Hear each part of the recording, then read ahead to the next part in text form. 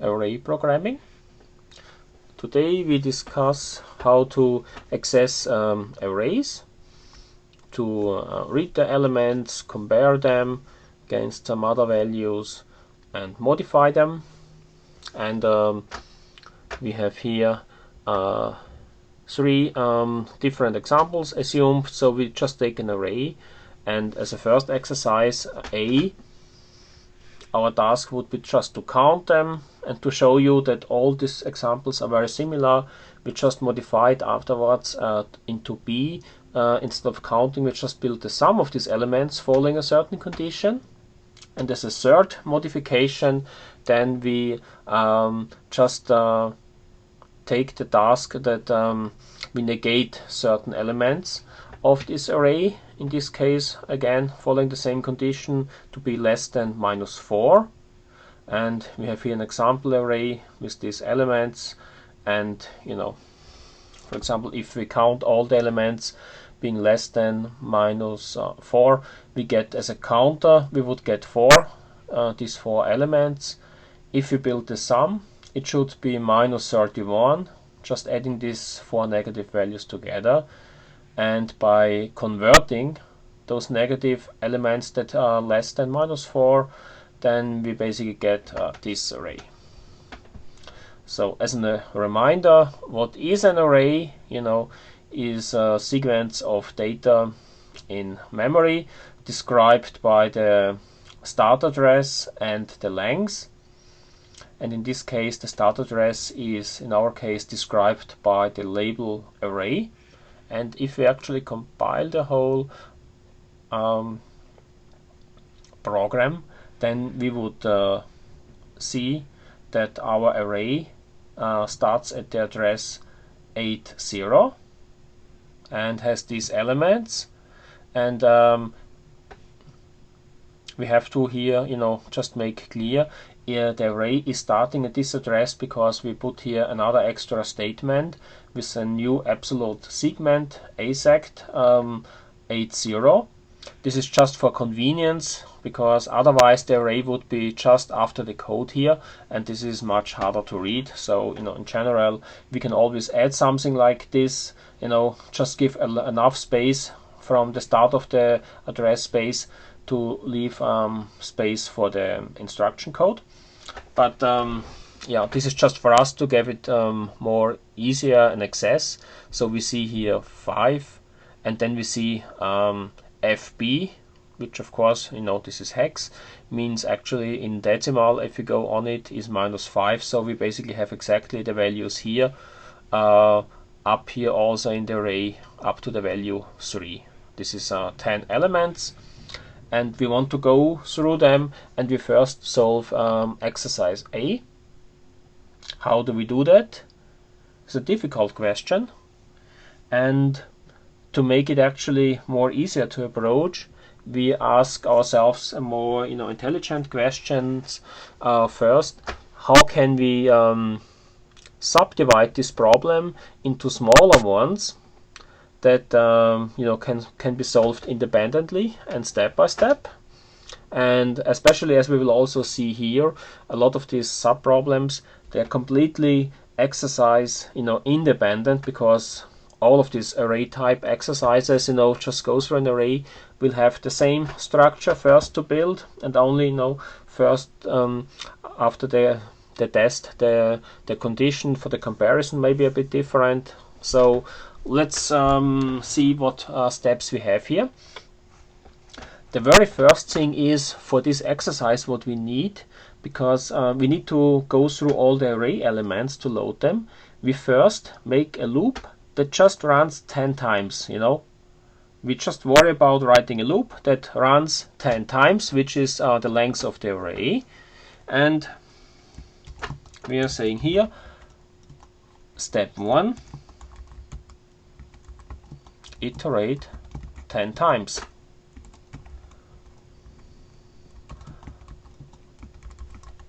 It's our length of the array, so should there ever be a different array, of course we have to modify that number. One thing we need here is loop iteration variable. we just choose R0 here, and we make clear in the code here that this is initialized with 0, so we do an explicit clear here, and we say R0 is iteration variable I. So we actually call this iteration variable in the high-level command language just I, for simplicity. That's often what people use as a variable name for simple loops. And we now need to choose a loop. We just choose a simple while loop that follows these 3 keywords, and now we have to basically think what we actually put there. So we want to run this loop 10 times, so we need to actually compare it against the constant number 10. So we just use another register. Why not use, for example, R1, and we load the value 10 there, and we also make ourselves a comment here, R1 is just 10, and we compare this R1 against our loop iteration variable and test for what condition. In this case less 10, which is LT. Should there be any other condition what you actually need to look up, you best go into the textbook and look for the table with the conditional codes, and then you find all the other combinations and their shortcuts as well. In this case it's just LT, and we have here R0 is actually our loop iteration variable I, and we are testing it for less than 10 ? And then inside the loop we do something. We don't say what we are doing, we keep this as a secret for the moment. Just at the end of the loop body we need to do something to prepare for the next iteration, which is to increment our iteration variable I, which is stored in register R0. So I++. And this here is our first step. Maybe highlight it a bit more.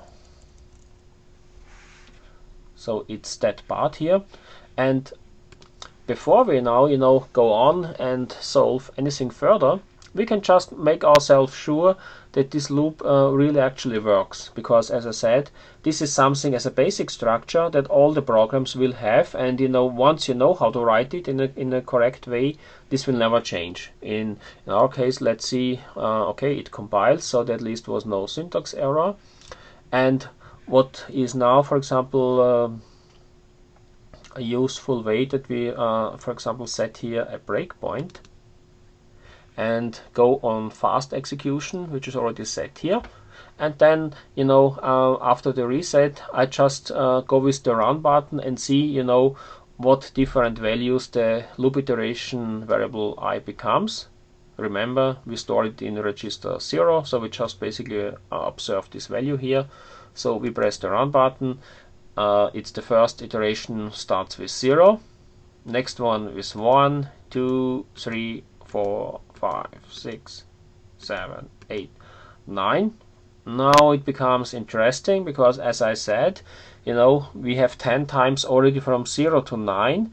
If we now press another run, it will increment to 10, but this should not end up in the loop anymore, as we basically said. So let's see what's going on.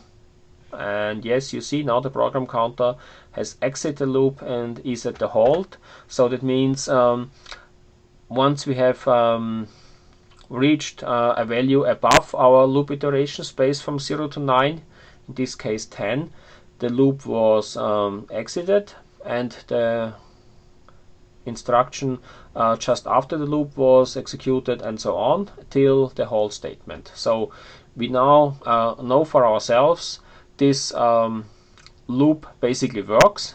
and you know, that's already the most complicated part. You know, there's easily something to go wrong with the loop, but we now never touch this. So we are not, you know, modifying the loop in any way. So what I basically do here to make this a bit more clear, I put here some extra command, but that's very useful for us. So let's just do it like this. And you know, what now basically follows is whatever we do, for example, with the array, is just anything between these two markers here. So the code outside just prepares our loop iteration variable, which we in the next step will use as an offset to access our array. You remember, it's always the start address of the array plus the index, which is the offset. So we just do this actually inside here, and we don't have to touch this code outside anymore. And we already know this code basically works. So, you know, inside we can now, for example, say we do step number 2 is load array element. How do we do that?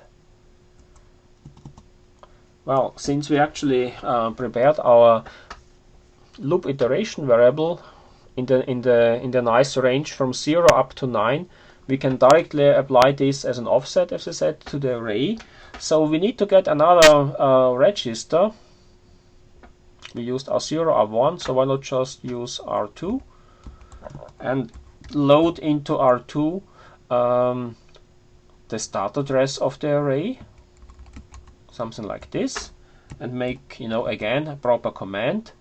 R2 is not the element, but it's a pointer too, so it holds the address of the start of the array, which is array element 0. You know, I just use this pointer here to mark that it's basically just holding the address. And before we actually now load the data, we modify this address by adding the offset. You know, the offset is in R0. We add it to R2, and this as a consequence means R2 is now pointing to array with index I. And since we have done that, we can now load it. And for this we need to put the address into R2, and you know, for the register where to actually put the data from the memory, we could use R2 or R3, because we can just overwrite R2. And in this particular case, we will just choose to overwrite R2 and not use R3, because our exercise later demands, you know, to do something with this array elements. For example, exercise A is to count them, so we need a counter, and we just keep R3 free for that, so we just overwrite R2 here. So R2 now is really equal, it becomes array of I, and that's basically it. So in this particular situation, we can, for example, you know, to make sure it still works, we can compile it again, and we, for example, do again a breakpoint here, and once we start running it, we observe now, you know, at this particular breakpoint here, not register R0 anymore, because we now know that it's working and we're not changing it in any way, but we observe what R2 is, and this should basically hold the different array values. So let's see. The first one is 5, minus 5, 11, minus 12, you know, we see here, and so on and so on. I just stop here because I know the iteration space already is correct. You know, that's the powerful thing by testing it step by step. So we now know that we are actually correctly loading the array elements by using the offset. And this now leads us to our next step, step number 3.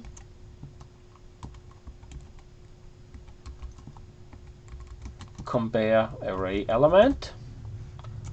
And as we know, compare is basically an if, and is, and terminate the if with fi. So we have to find out what we actually want to do here.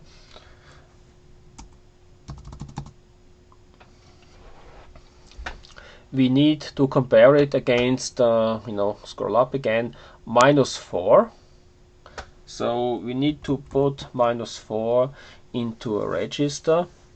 And as I said, R3 we don't want to use because this is something we later have to use for our counter. So we have to basically look around what else we can use. And not R0, because that's basically we use in each iteration to update the loop iteration count. But R1, for example, is initialized every time locally here anyways, so we can initialize it somewhere else, basically with a different constant, and use it here. So we just say here R1 is -4, and we insert here just a comparison between the array element, which is stored into R2 following our command, and against -4, which is held in R1. And we need to test for a less 10 and put a proper command here. What we are basically doing here is then R2 is array of I. We compare it, is it less than -4? Question mark. And if yes, we do something here. And this now leads us to the next step, because it's again some distinctive actions.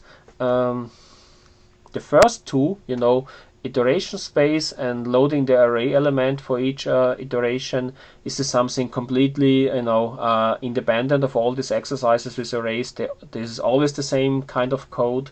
With the third one, compare the array element, it's the slight modification that can happen is that, for example, you may be asked for a different condition to compare here, different relation, different constant, or even, for example, have a combined condition of two different conditions together.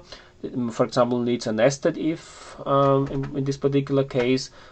This could be slight modifications, but in general, it's again just if statements as we have done it here. And now comes our step number 4. This is our action, and in this case for A is to count. So that now leads us again to the point that we actually have to say somewhere where to count them, and we, as we said before, we might just use R3 for that. So we say here R3 is our counter, and we initialize it here to 0.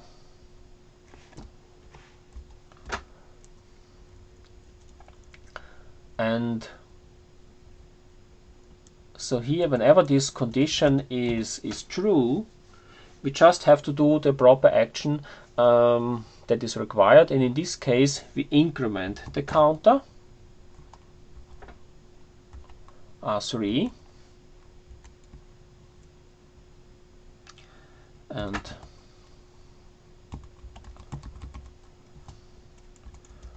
just make a comment like this. This is a counter ++, and that's basically the whole loop. And I just now go ahead and finish the whole exercise with the last step, because finally, when this whole iteration through all the array elements is finished, we have to basically store the result, whatever we have derived here, back in a specified location, which is here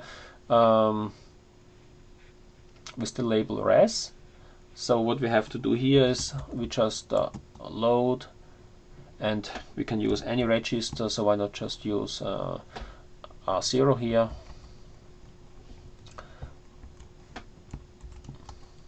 And R0, you know, all these proper commands, points to res.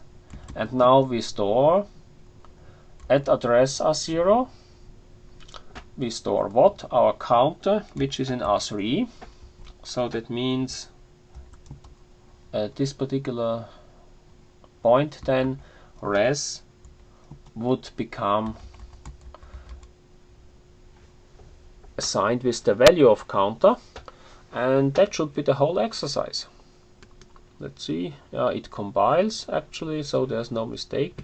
And you know, I just do a quick run, see what's going to happen, and the result is 4.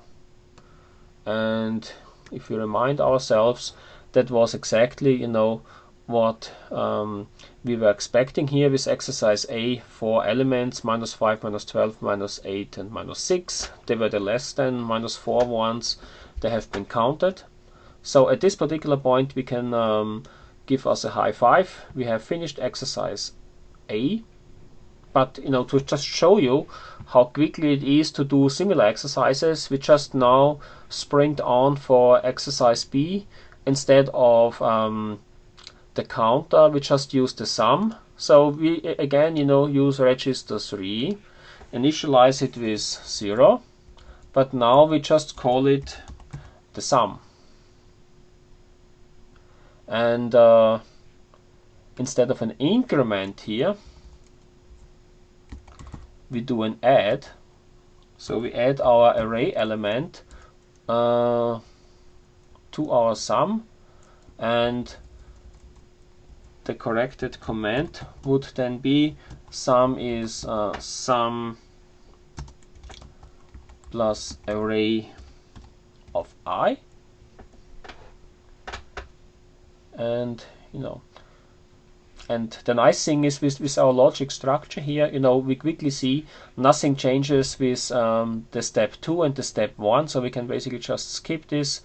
The only thing is we still have to look, should actually also give it a proper label here.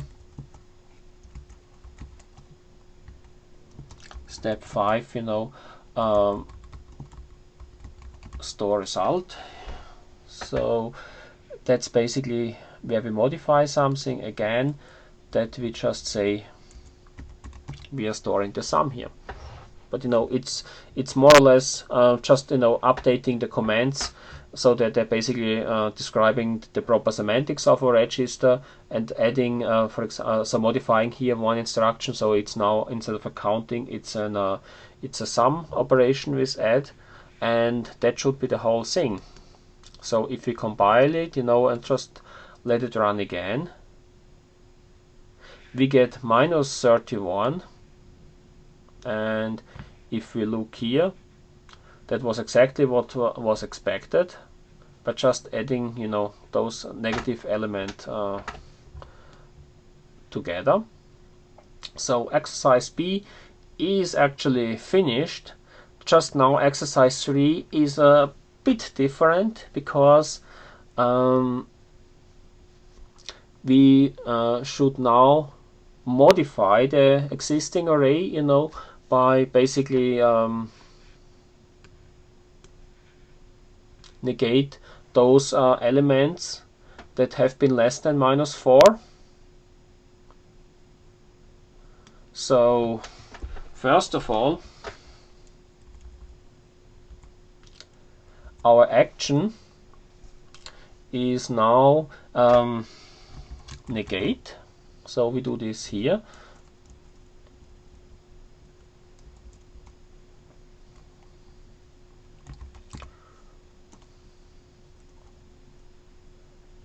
And we don't need this R3 here anymore, of course. And what we have here now is R2 is minus array of I. So that's so much for that. But you know what, in addition we want to do here is, and this is now something you know, where we actually move the code, because if we want to modify the array, we are not doing this at the end, we're doing this just here on the fly. Before we update the loop iteration count, we already do the update of the existing array. So the store result, in this case the step 5, gets moved inside here, and I just do the proper spacing again, so make it better readable.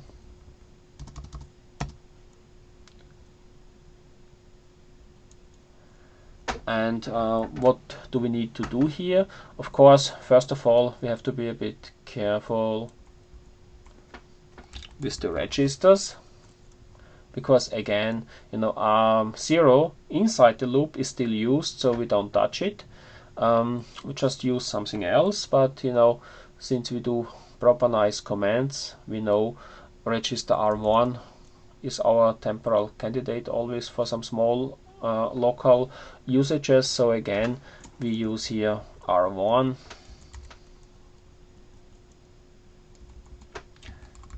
and point to array 0. Then we add our R0 to R1, which means I'm gonna copy it from here.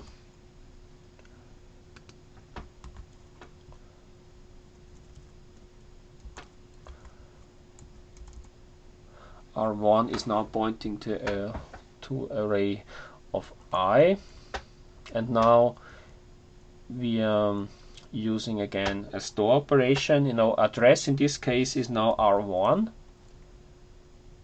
The value what we have to store is, you know, think about, I assume you know the answer, so it's the array element we had for before loaded into R2. So we do it like this, and what this then eventually means, we copy it from here,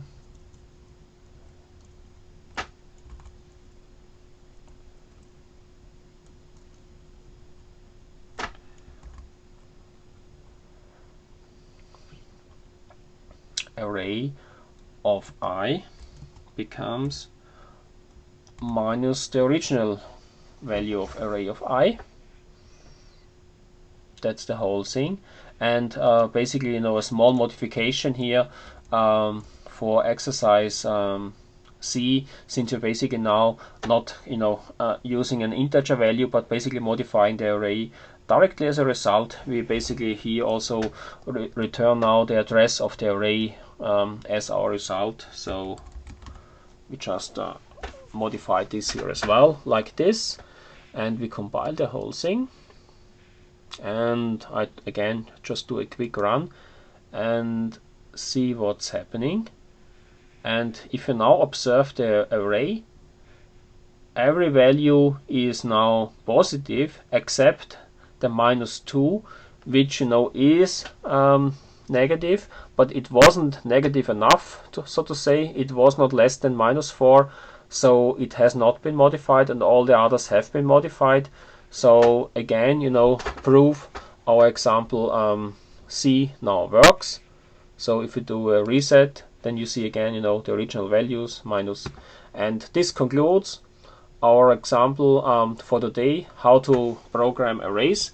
We have shown you different ways, different, you know, small modifications of an array exercise, so to be better prepared of different combinations, how to do that.